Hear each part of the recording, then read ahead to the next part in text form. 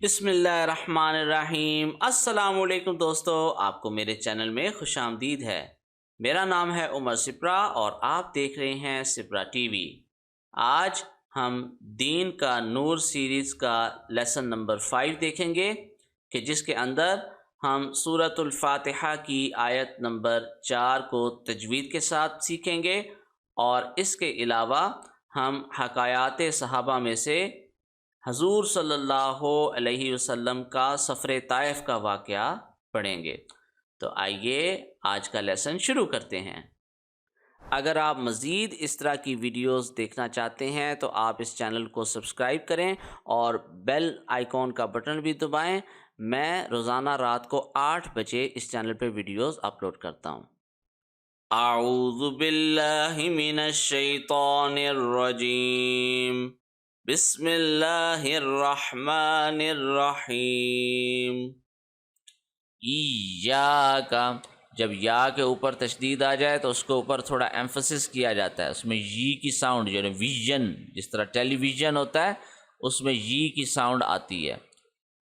ایاکا، ایاکا نعبد، ایاکا، سب سے پہلے یا کے اوپر حمزہ کو یا کے ساتھ ہم نے جوڑا، کیونکہ یہ یاد رکھیے کہ الف کے اوپر کوئی بھی حرکت آ جائے، زبر زیر پیش یا کوئی اور سائن آ جائے، وہ حمزہ میں کنورٹ ہو جاتا ہے، ٹھیک ہے؟ اس کو حمزہ کہتے ہیں، اس کو الف نہیں کہتے۔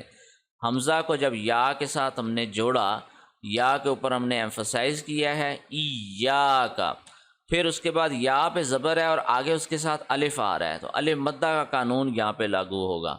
اور ان تمام قوانین اور ان تمام پروننسیشنز کی اگر آپ نے تفصیلات میں جانا ہے تو آپ اسی چینل پہ جو نورانی قاعدہ ہے وہ سیریز آپ دیکھ سکتے ہیں، اور ریویژن کے طور پہ ایک ہی ویڈیو میں پورے نورانی قاعدہ کا جو خلاصہ ہے وہ بھی آپ دیکھ سکتے ہیں۔ اس کے بعد اگر آپ ان لیسنز کو دیکھیں گے تو آپ کے لیے بہت آسانی ہو جائے گی۔ ایاکا نعبد، نون کو عین کے ساتھ جوڑنا ہے، عین حلق کے درمیان سے ادا ہوگا، نعبد، و ایاک نستعین۔ بسم اللہ الرحمن الرحیم، اللہم صلی علی سیدنا محمد وعلی آل سیدنا محمد وبارک وسلم۔ دین کی خاطر سختیوں کو برداشت کرنا اور تکالیف و مشقت کا جھیلنا۔ حضور اقدس صلی اللہ علیہ وسلم اور صحابہ کرام رضی اللہ تعالی عنہم نے دین کے پھیلانے میں جس قدر تکلیفیں اور مشقتیں برداشت کی ہیں، ان کا برداشت کرنا تو درکنار، اس کا ارادہ کرنا بھی ہم جیسے نالائقوں سے دشوار ہے۔ تاریخ کی کتابیں ان واقعات سے بھری ہوئی ہیں، مگر ان پر عمل کرنا تو علیحدہ رہا، ہم ان کے معلوم کرنے کی بھی تکلیف نہیں کرتے۔ اس باب میں چند قصوں کو نمونے کے طور پر ذکر کرنا ہے۔ ان میں سب سے پہلے خود حضور اکرم صلی اللہ علیہ وسلم کے ایک قصے سے ابتدا کرتا ہوں کہ حضور صلی اللہ علیہ وسلم کا ذکر برکت کا ذریعہ ہے۔ حضور اکرم صلی اللہ علیہ وسلم کے طائف کے سفر کا قصہ۔ نبوت مل جانے کے بعد 9 برس تک نبی اکرم صلی اللہ علیہ وسلم مکہ مکرمہ میں تبلیغ فرماتے رہے اور قوم کی ہدایت اور اصلاح کی کوشش فرماتے رہے، لیکن تھوڑی سی جماعت کے سوا جو مسلمان ہو گئی تھی، اور تھوڑے سے ایسے لوگوں کے علاوہ جو باوجود مسلمان نہ ہونے کے آپ کی مدد کرتے تھے، اکثر کفار مکہ آپ کو اور آپ کے صحابہ رضی اللہ تعالی عنہم کو ہر طرح کی تکلیفیں پہنچاتے تھے، مذاق اڑاتے تھے، اور جو ہو سکتا تھا اس سے درگزر نہ کرتے تھے۔ حضور صلی اللہ علیہ وسلم کے چچا ابو طالب بھی انہی نیک دل لوگوں میں تھے جو باوجود مسلمان نہ ہونے کے حضور صلی اللہ علیہ وسلم کی ہر قسم کی مدد فرماتے تھے۔ 10ویں سال جب ابو طالب کا بھی انتقال ہو گیا تو کافروں کو اور بھی ہر طرح کھلے مہار اسلام سے روکنے اور مسلمانوں کو تکلیف پہنچانے کا موقع ملا۔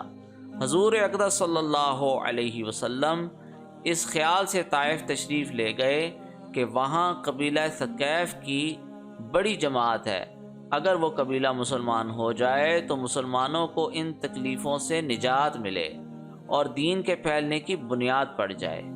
وہاں پہنچ کر قبیلہ کے 3 سرداروں سے جو بڑے درجے کے سمجھے جاتے تھے گفتگو فرمائی اور اللہ کے دین کی طرف بلایا اور اللہ کے رسول کی یعنی اپنی مدد کی طرف متوجہ کیا، مگر ان لوگوں نے بجائے اس کے کہ دین کی بات کو قبول کرتے یا کم سے کم عرب کی مشہور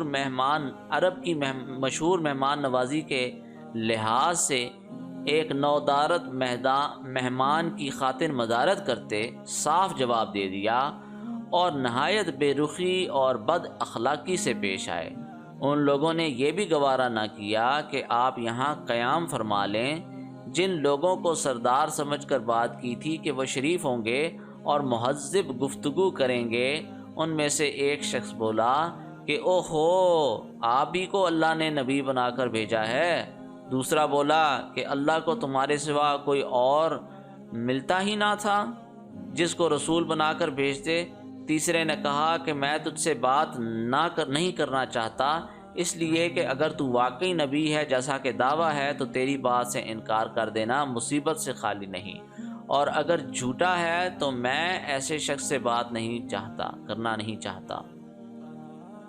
اس کے بعد ان لوگوں سے نا امید ہو کر حضور اکرم صلی اللہ علیہ وسلم نے اور لوگوں سے بات کرنے کا ارادہ فرمایا کہ آپ تو ہمت اور استقلال کے پہاڑ تھے، مگر کسی نے بھی قبول نہ کیا، بلکہ بجائے قبول کرنے کے حضور صلی اللہ علیہ وسلم سے کہا کہ ہمارے شہر سے فوراً نکل جاؤ اور جہاں تمہاری چاہت کی جگہ ہو وہاں چلے جاؤ۔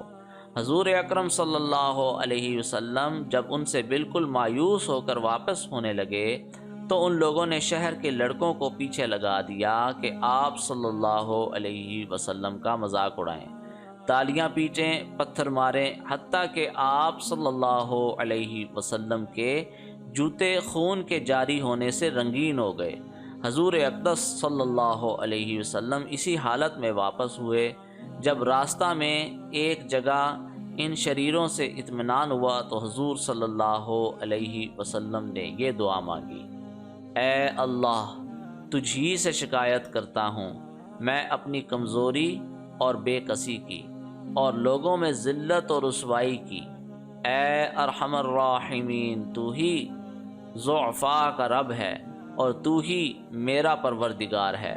تو مجھے کس کے حوالے کرتا ہے؟ کسی اجنبی بیگانہ کے جو مجھے دیکھ کر ترش رو ہوتا ہے اور منہ چڑھاتا ہے، یا کہ کسی دشمن کے جس کو تو نے مجھ پر قابو دے دیا؟ اے اللہ، اگر تو مجھ سے ناراض نہیں ہے تو مجھے کسی کی بھی پرواہ نہیں ہے، تیری حفاظت مجھے کافی ہے۔ میں تیرے چہرے کے اس نور کے طفیل جس سے تمام اندھیریاں روشن ہو گئیں اور جس سے دنیا اور آخرت کے سارے کام درست ہو جاتے ہیں، اس بات سے پناہ مانگتا ہوں کہ مجھ پر تیرا غصہ ہو یا تو مجھ سے ناراض ہو۔ تیری ناراضگی کا اس وقت تک دور کرنا ضروری ہے جب تک تو راضی نہ ہو۔ نہ تیرے سوا کوئی طاقت ہے نہ قوت۔ مالک الملک کی شان قہاری کو اس پر جوش آنا ہی تھا کہ حضرت جبرائیل علیہ السلام نے آ کر سلام کیا اور عرض کیا کہ اللہ نے آپ کی قوم کی وہ گفتگو جو آپ سے ہوئی سنی اور ان کے جوابات سنے، اور ایک فرشتہ کو جس کے متعلق پہاڑوں کی خدمت ہے آپ کے پاس بھیجا ہے کہ آپ جو چاہیں اس کو حکم دیں۔ اس کے بعد اس فرشتے نے سلام کیا اور عرض کیا کہ جو ارشاد ہو میں اس کی تعمیل کروں، اگر ارشاد ہو تو دونوں جانب کے پہاڑوں کو ملا دوں جس سے یہ سب میدان میں کچل جائیں، اور جو سزا آپ تجویز فرمائیں۔ حضور صلی اللہ علیہ وسلم کی رحیم و کریم ذات نے جواب دیا کہ میں اللہ سے امید رکھتا ہوں کہ اگر یہ مسلمان نہیں ہوئے تو ان کی اولاد میں سے ایسے لوگ پیدا ہوں جو اللہ کی پرستش کریں اور اس کی عبادت کریں۔ فائدہ یہ ہیں اخلاق اس کریم ذات کے جس کے ہم نام لیوا ہیں۔ کہ ہم ذرا سی تکلیف سے کسی کی معمولی سی گالی دے دینے سے ایسے بھڑک جاتے ہیں کہ پھر عمر بھر اس کا بدلہ نہیں اترتا۔ ظلم پر ظلم اس پر کرتے رہتے ہیں اور دعویٰ کرتے ہیں اپنے محمدی ہونے کا، نبی کے پیرو بننے کا، نبی کے پیرو بننے کا۔ نبی کریم صلی اللہ علیہ وسلم اتنی سخت تکلیف اور مشقت اٹھانے کے باوجود نہ بد دعا فرماتے ہیں نہ کوئی بدلہ لیتے ہیں۔